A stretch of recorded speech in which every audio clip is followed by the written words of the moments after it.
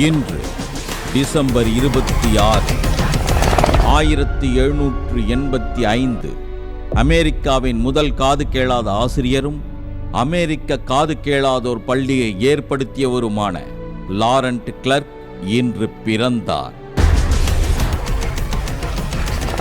1893 communist சீர்திருத்தவாதியும் சீன மக்கள் குடியரசை நிறுவியவருமான மாசேதுங் இன்று பிறந்தார். 1530 ஆக்ரா அருகில் தோல்பூர் என்னும் இடத்தில் முகலாய மன்னர் பாபர் காலமானார்.